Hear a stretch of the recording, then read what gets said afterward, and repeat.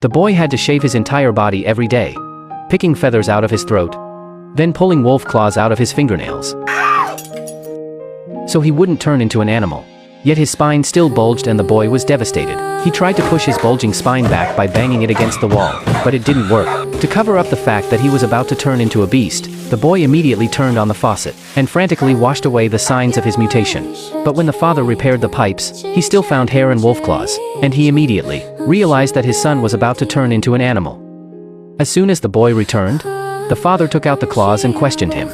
Looking at the evidence in his father's hand, that's what the boy was so scared that he turned around and tried to run away, but he was caught by his father.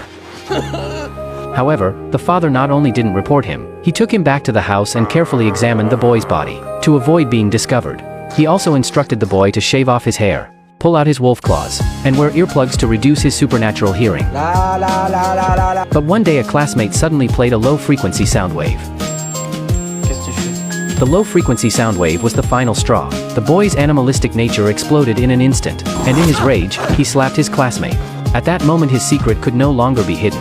After a gunshot, likely a tranquilizer dart, he was captured and taken to a police station. The boy was no longer himself. He couldn't even write words anymore. He looked at his father, tears of despair streaming down his face. But in the next second, he showed his fangs to the police. Just as a police officer was about to draw his gun, the boy's father quickly pushed him to the ground.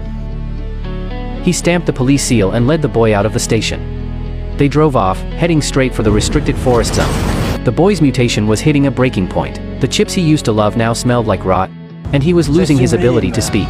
Suddenly, a police car pulled up behind them, chasing them down. Tu viendras me voir en centre?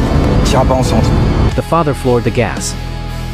He started frantically stuffing the chips into his own mouth. He was trying to show his son that he used to be human, that he loved these chips, that he actually existed. The car finally came to a stop.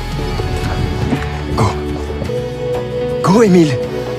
With tears in his eyes, the father knew that maybe the forest was the only place left for his son.